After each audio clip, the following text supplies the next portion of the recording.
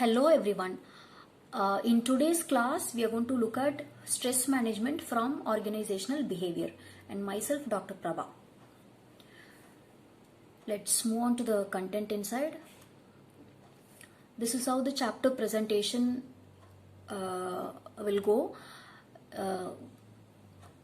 Basically, we are going to start with the concept of stress. Stress அப்படினா என்ன அதோட பேசிக் என்ன அப்படினு பார்க்க போறோம். Which will cover even the definition part. And moving on, அது எங்கிருந்தெல்லாம் வருது, அதோட சோர்சஸ் என்ன, காசஸ் என்ன அப்படிங்கறத டிஸ்கஸ் பண்ண போறோம்.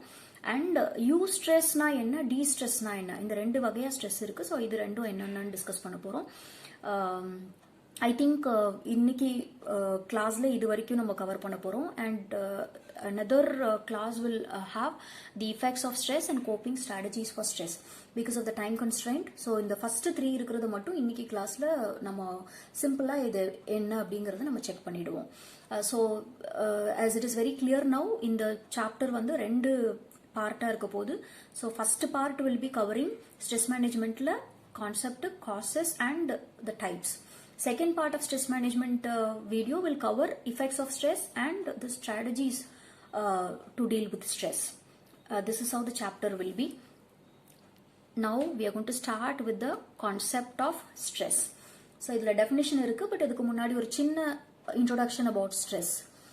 இது தெரியாத ஆளுங்களே கிடையாது. ஈவன் ரீசன்ட் டைம்ஸ்ல everybody started to speak about stress. அது உண்மையிலுமே அது ரியலைஸ் பண்றாங்களோ இல்லையோ, அந்த வேர்டை நம்ம ஒரு நாளைக்கு 10 தடவை யூஸ் பண்ணிடுறோம். ஸோ ஸ்ட்ரெஸ்ஸுங்கிறது வந்து it has become a part and parcel of every individuals life.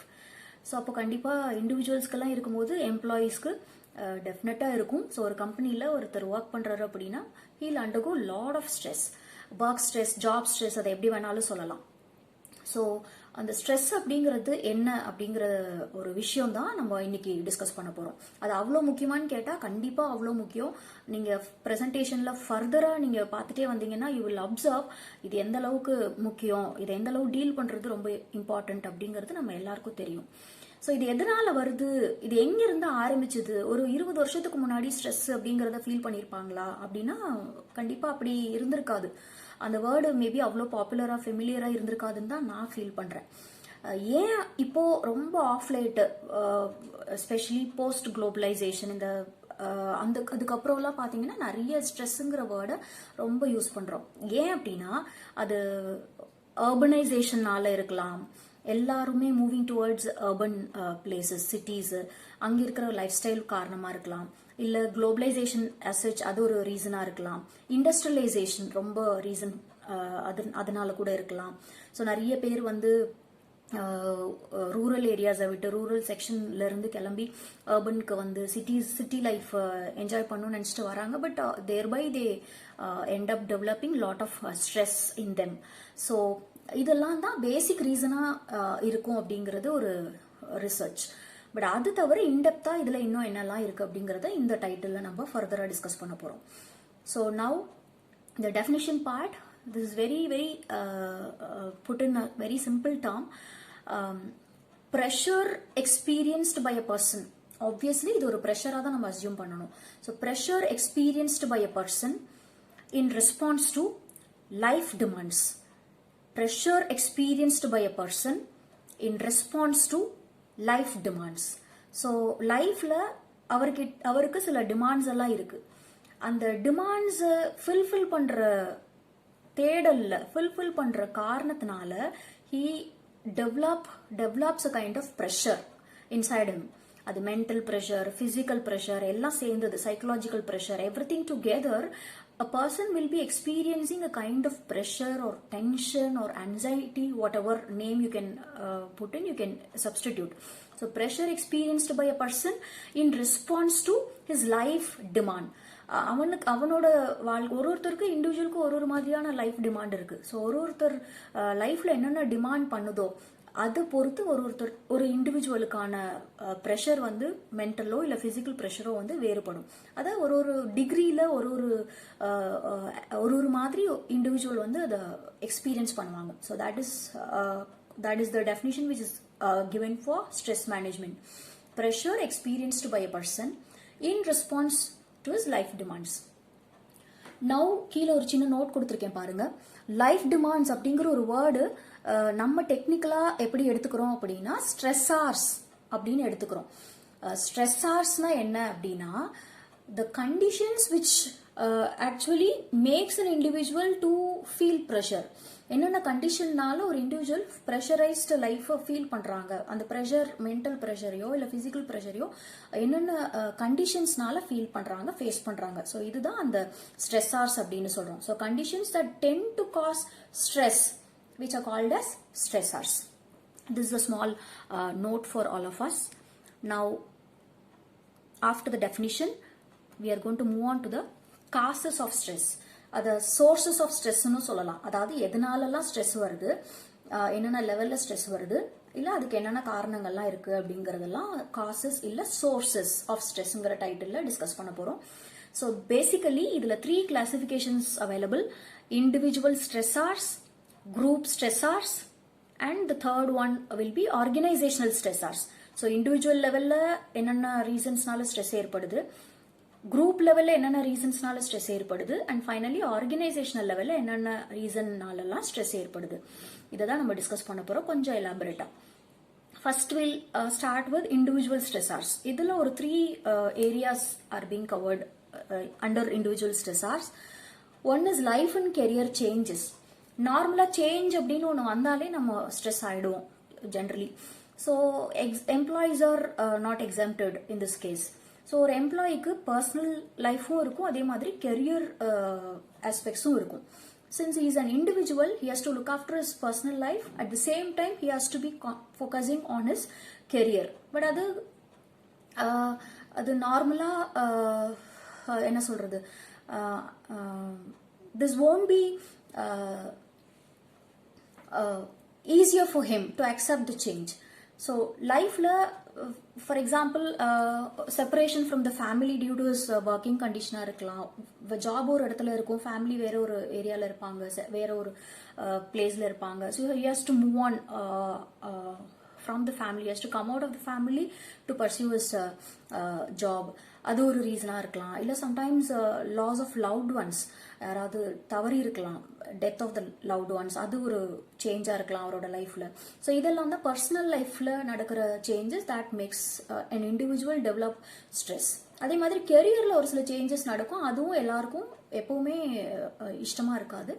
But they'll at that moment they'll undergo stress, and over a period of time they'll get used to it.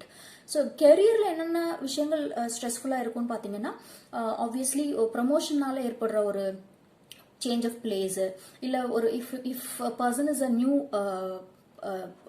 Recruit, so அப்போ ஒரு வேலையில் புதுசாக join பண்ணும்போது heel develop stress, ஒரு anxiety, ஒரு tension, அதெல்லாமே அவருக்கு வந்துடும். டிரான்ஸ்ஃபர் மூலமாக ஏற்படுற ஸ்ட்ரெஸ், புதுசாக ஒரு இடத்துக்கு டிரான்ஸ்ஃபர் ஆகிட்டு வேலை பார்க்கறதுக்கு போவாங்க, வேற ஒரு பிரான்ச்சுக்கு போவாங்க. ஸோ அங்கே அக்செப்டன்ஸ் எப்படி இருக்குமோ, அந்த ஒர்க் என்விரான்மெண்ட் எப்படி இருக்குமோ, இந்த மாதிரியெல்லாம் சில விஷயங்களை யோசிச்சுட்டு employees will develop stress in themselves. So these are the reasons for individual stress which happens due to life and career changes. Similarly, personality type, ஒரு இண்டிவிஜுவலோட பர்சனாலிட்டி கேரக்டரிஸ்டிக்ஸ் என்னெல்லாம் இருக்கு, அது வந்து அவருக்கு ஒரு ஸ்ட்ரெஸ்ஸை கிரியேட் பண்ணும். அது மூலமாக கூட அவங்களோட டிகிரி ஆஃப் ஸ்ட்ரெஸ் வந்து மாறும். அதாவது எந்த அளவுக்கு ஒருத்தவங்களுக்கு ஸ்ட்ரெஸ் வருது அப்படிங்கிறது மாறும். ஃபார் எக்ஸாம்பிள், நம்ம பர்சனாலிட்டி, இண்டிவிஜுவல் பர்சனாலிட்டிங்கிற டைட்டில் டிஸ்கஸ் பண்ணியிருப்போம். Type A personality and type B personality. இந்த டைப் ஏ பர்சனாலிட்டி எப்படி இருப்பாங்க அப்படிங்கிறது நம்ம அப்போவே டிஸ்கஸ் பண்ணியிருக்கோம். இருந்தாலும் ஒரு ஸ்மால் ரீகேப். அவங்க ரொம்ப ஒர்க்கஹாலிக்காக இருப்பாங்க, always they'll be running behind jobs, goals, ரொம்ப ரிஜிடான பீப்புளாக இருப்பாங்க, எப்போவுமே they are preoccupied with tasks, அந்த மாதிரி இருப்பாங்க. they'll not find time to relax themselves. So அந்த மாதிரி எப்பவுமே ஓடிட்டே இருப்பாங்க, வேலை வேலைன்ட்டு எப்படி இருந்துட்டு இருப்பாங்க. இவங்கெல்லாம் டைப் ஏ, அச்சீவ்மெண்ட் ஓரியன்டாக இருப்பாங்க இதெல்லாம். அதே மாதிரி டைப் பி ஜஸ்ட் வேற மாதிரி இருப்பாங்க, அவங்க கொஞ்சம் ரிலாக்ஸ்டு பீப்புளாக இருப்பாங்க, ரொம்ப ஹரிபரியாக எதுவுமே பண்ண மாட்டாங்க. அஃப்கோர்ஸ் அவங்க அதுக்காக அம்பிஷியஸாக இல்லைன்னு சொல்ல முடியாது, but they'll not be running towards, they are running behind their ambitions. They'll take little time, ரொம்ப கூலான ஒரு பர்சனாக இருப்பாங்க. ஸோ இதெல்லாம் டைப் பி. இப்போ இது 2 கேரக்டர்ஸ்லேருந்து நமக்கு நல்லா தெரிஞ்சிருக்கும் who will tend to develop lot of stress. Obviously type A personality. So இந்த மாதிரி பர்சனாலிட்டி கேரக்டரிஸ்டிக்ஸ் வந்து அவங்களோட ஸ்ட்ரெஸ் லெவலை நிர்ணயிக்குது. எந்த அளவுக்கு அவங்களுக்கு ஸ்ட்ரெஸ் இருக்கும் அப்படிங்கிறது அவங்களோட கேரக்டரிஸ்டிக்ஸை பொறுத்து மாறுபடும். அதே மாதிரி role characteristics of an individual. ஒரு இதில் என்னெல்லாம் இருக்கும்னு பார்த்தீங்கன்னா 2 முக்கியமான விஷயம். One is role conflict and the other one is role ambiguity. So role கான்ஃப்ளிக்ட்ல ஒரு பர்சனுக்கு முரண்பாடான அவரோட கேரக்டரிஸ்டிக்ஸுக்கு முரண்பாடான வேலையை செய்யும் போதோ இல்லை அவரோட பண்ண வேண்டிய ரோல் அவருக்கு கிளியரா இல்லாத போதோ அவருக்கு அதில் ஸ்ட்ரெஸ் ஏற்படலாம். பிடிக்காத ஒரு ஜாபை ஒருத்தர் செய்யும் போது அதில் அவருக்கு நாலேஜ் இல்லை, but still he is suppose to do the work, he is ask to do the work அப்படிங்கும் போது அவருக்கு அந்த ரோல் கான்ஃப்ளிக்ட் ஏற்படலாம். இல்லை ஒரு ரோலை எப்படி பண்ணணும்னே தெரியல, அதுக்கான ஸ்கில் செட்டை வந்து எப்படி யூஸ் பண்ணணும்னு தெரியல, இந்த மாதிரி சர்க்கம்ஸ்டன்சஸ்னால கூட ரோல் ஆம்பிகுவிட்டி ஏற்படலாம். So role characteristics plays an important role in creating stress among the individual employees. So all these are individual stressors. So life and career changes, personality type of an individual and role characteristics of an individual. So all these will come under individual stressors. Now let's move on to the group stressors. Idhula lack of group cohesiveness, lack of social support and conflict. இதில் எல்லாமே group சம்மந்தப்பட்டது. மேலே எல்லாமே ஒரு தனி மனிதர் சம்மந்தப்பட்டது. செகண்ட்ல இருக்கிற குரூப் ஸ்ட்ரெஸ்ஸார்ஸ் எல்லாமே குரூப்னால ஏற்படுற ஒரு stress. Lack of group cohesiveness, ஒரு கோஆப்ரேஷன் இருக்காது குரூப் மெம்பர்ஸ்குள்ள, ஒரு அக்செப்டன்ஸ் ப்ராப்பராக இருக்காது அந்த ஒர்க்கிங் டீமில். ஸோ இதெல்லாம் கூட ஒரு இண்டிவிஜுவலுக்குள்ள ஸ்ட்ரெஸ் ஏற்படுத்தலாம். அதே மாதிரி social support, be it formal group or informal units, ரெண்டுத்துலையுமே சப்போர்ட் சரியா இல்லாத மாதிரி ஃபீல் பண்ணலாம். ப்ராப்பர் ரெஸ்பான்ஸ் இல்லை அவங்களோட டீம் மெம்பர்ஸ் கிட்ட இருந்து. அப்படி ஒரு எம்ப்ளாயி ஃபீல் பண்ணா கூட he'll end up developing stress. Because social support and social acceptance is something which is very very important. ஏன்னா இந்த ப்ராசஸ் ஆஃப் சோஷியலைசேஷன் தான் ஒரு மனுஷனை வந்து ஃபோக்கஸ் பண்ண வைக்கும், ஒர்க்கில் வந்து கான்சென்ட்ரேட் பண்ண வைக்கும். when that is lagging then definitely he'll develop stress. And finally under group stressors, conflict. So group மெம்பர்ஸ்குள்ள அடிக்கடி கான்ஃப்ளிக்ட்னா நம்ம ஏற்கனவே டிஸ்கஸ் பண்ணியிருக்கோம், ஒரு பெரிய டைட்டில். டிஸ்அக்ரிமெண்ட்ஸ், ஏதாவது கருத்து வேறுபாடு ஒரு வேலை சம்பந்தமா, கோல் சம்பந்தமா, இல்லை ப்ராசஸ் சம்பந்தமா ஏற்படும் போது ஆப்வியஸ்லி ஸ்ட்ரெஸ் டெவலப் ஆகும். ஸோ குரூப் லெவலில் குரூப் கோஆப்ரேஷன் இல்லைனாலும் வரும், குரூப்ல சோஷியல் அக்செப்டன்ஸ் இல்லைனாலும் வரும், சப்போர்ட் இல்லைனாலும் ஸ்ட்ரெஸ் ஆகும். அதே மாதிரி டிஸ்அக்ரிமெண்ட்ஸ் நிறைய இருந்துச்சு, கான்ஃப்ளிக்ட்ஸ் நிறைய இருந்துச்சுனாலும் ஸ்ட்ரெஸ் ஏற்படும். So all these will come under group stressors. And finally organizational stressors. So in the organizational stressors la policies, organizational structure, organizationல இருக்கிற process and finally the physical conditions, இது எல்லாமும் ஸ்ட்ரெஸ்க்கு ரீசனா இருக்கும். ஸோ ஆர்கனைசேஷனல் பாலிசிஸ் என்ன அப்படின்னு பார்த்தீங்கன்னா அது வந்து திஸ் இஸ் ஆக்சுவலி பாலிசி அப்படின்னாலே இது வி ஆல் நோ, இது ஒரு road map which provides guidelines for the individuals to move in a proper direction. இல்லை இதுதான் வழி, இந்த வழியில தான் இந்த ஒர்க் எல்லாம் பண்ணணும் அப்படின்னு சொல்லிட்டு ஒரு கைட்லைன்ஸ் காமிக்கிற ஒரு விஷயம் தான் organisational policies. So through organisational policies employees will take their directions for their actions. So அப்போ அது சரியா இல்லை, அது ஆம்பிகுவஸா இருக்கு, இல்லை அது இன்எடிக்குவேட்டா இருக்கு, இல்லை அது இன்ஈக்குவலா இருக்கு, ஒருத்தருக்கு ஒரு ட்ரீட்மெண்ட் காமிக்கிற மாதிரி இருக்கு, அந்த மாதிரிலாம் இருந்துச்சுன்னா அது அந்த பாலிசினால கூட எம்ப்ளாயி வந்து ஸ்ட்ரெஸ் ஆகலாம், இம்ப்ராப்பர் பாலிசிஸ்னால. For example unrealistic job description சொல்லலாம், பர்ஃபார்மன்ஸ் எவாலுவேஷன் வந்து மெத்தட் சரியில்லாமல் இருக்கலாம், ஆர்பிட்ரரியா இருக்கலாம், ஆர் இன்இக்வாலிட்டி இன் இன்சென்டிவ்ஸாக இருக்கலாம், ரிவார்ட்ஸாக இருக்கலாம், ஆர் இன்ஃபிளெக்சிபிள் ரூல்ஸாக இருக்கலாம், ரொம்ப ஸ்ட்ரிக்டான ரூல்ஸாக இருக்கலாம். ஸோ இதெல்லாம் few policies which are resulting in job stress among employees. And organisation structure, so இது நமக்கு ஏற்கனவே தெரியும். So structure which provides formal relationship among workers.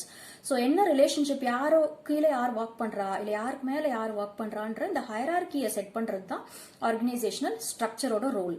So if the structure is either tall or ரொம்ப ஹைரார்கிக்கலா ரொம்ப ஃபார்மலா இருந்தாலும் people will not take part in the decision making process of the organization. So that will that will create a kind of stress among the individuals. So அது ஒரு அவங்களால involve பண்ணிக்க முடியாத மாதிரி ஒரு சூழ்நிலை கிரியேட் பண்ணிடும். So that is a stress providing reason. And organizational structure, after that organizational processes. So under organizational processes, like for example communication system இருக்கலாம், அது ஒரு feedback process system இருக்கலாம், அதுல இல்ல அது வந்து ஒரு வேஜ் ப்ராசஸாக இருக்கலாம். ஸோ ஆர்கனைசேஷனல் ப்ராசஸஸில் அங்கே நடக்கிற ஒர்க்கில் எந்த அளவுக்கு எம்ப்ளாய்க்கு ஸ்ட்ரெஸ் கிரியேட் ஆகும், அதில் அன்ஃபேர் ட்ரீட்மெண்ட்ஸ் இருந்துச்சுனாலோ இல்லை அது ப்ராசஸ் வந்து ஒரு புவர்லி டெவலப்ட் புவர்லி இம்ப்ளிமெண்டட் ப்ராசஸாக இருந்தாலோ அதனால கூட ஸ்ட்ரெஸ் ஏற்படலாம். And finally the physical conditions.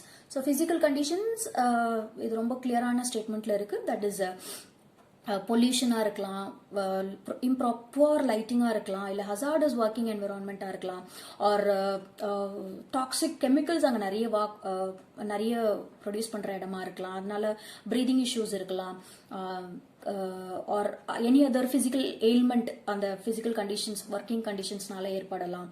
So these things produces lot of stress among employees. So all these will come under organisational stressors. And the final one under this part is eustress and distress. So stress எப்பவுமே நெகட்டிவாக தான் இருக்குமா, negative outcomes மட்டும்தான் கொடுக்குமான்னு கேட்டால் கண்டிப்பாக இல்லை. அதில் ஒரு பாசிட்டிவ் சைடும் இருக்குது, நெகட்டிவ் ஆஸ்பெக்டும் இருக்குது. ஸோ இந்த பாசிட்டிவ் அவுட்கம் கொடுக்குறதெல்லாம் யூஸ்ட்ரெஸ்ன்னு பிரிக்கலாம், நெகட்டிவ் அவுட்கம்ஸ் கொடுக்குறதெல்லாம் டிஸ்ட்ரெஸ்ன்னு வச்சுக்கலாம். ஸோ பாசிட்டிவ் அவுட்கம்ஸ் என்ன மாதிரி ஸ்ட்ரெஸ் கொடுக்கும், என்ன மாதிரி ஸ்ட்ரெஸ்னால பாசிட்டிவ் அவுட்கம்ஸ் இருக்கும் அப்படின்னா, அந்த ஸ்ட்ரெஸ் வந்து ரொம்ப ஆப்டிமம் லெவலாக இருக்கணும். அது ரொம்ப ஹை லெவலாக இருந்துச்சுன்னா that will come under distress.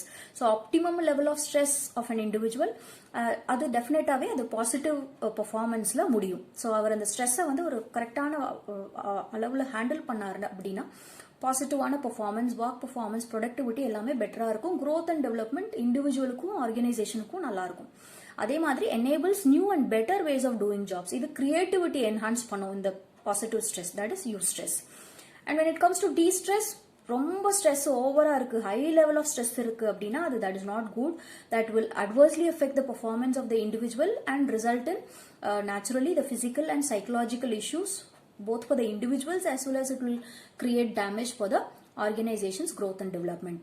So eustress இதுதான், டிஸ்ட்ரெஸ்னா இதுதான். பாசிட்டிவ் ஸ்ட்ரெஸ் எல்லாம் யூஸ்ட்ரெஸ்ன்னு சொல்லலாம், நெகட்டிவ் ஸ்ட்ரெஸ் எல்லாம் டிஸ்ட்ரெஸ்ன்னு சொல்லலாம். ஸோ இன்னைக்கு கிளாஸ்ல இந்த டைப்ஸ் வரைக்கும் நம்ம டிஸ்கஸ் பண்ணியிருக்கோம். அதாவது நம்ம கான்செப்ட் என்னன்னு டிஸ்கஸ் பண்ணோம், டெஃபினிஷனோட சோர்சஸ் ஆஃப் ஸ்ட்ரெஸ் என்ன அப்படின்னு டிஸ்கஸ் பண்ணோம். அண்ட் வி ஸ்டார்டட் டிஸ்கஸிங் என்ன காசஸ்ல நிறைய கிளாசிபிகேஷன்ஸ் பார்த்தோம், individual, group and organisational causes. அப்புறம் யூஸ்ட்ரெஸ்னா பாசிட்டிவ் ஸ்ட்ரெஸ், டிஸ்ட்ரெஸ்னா நெகட்டிவ் ஸ்ட்ரெஸ், இதை நம்ம டிஸ்கஸ் பண்ணோம். ஸோ இந்த பார்ட்ல இதோட நம்ம கம்ப்ளீட் பண்ணிக்கலாம். நெக்ஸ்ட் பார்ட்ல இதோட எஃபெக்ட்ஸ் என்ன, அதாவது இதோட கான்சிக்வன்சஸ் என்ன அண்ட் இதை எப்படி டீல் பண்றது அப்படிங்கிற 2 டைட்டில் அடுத்த கிளாஸ்ல நம்ம டிஸ்கஸ் பண்ண போறோம். Thank you all so much.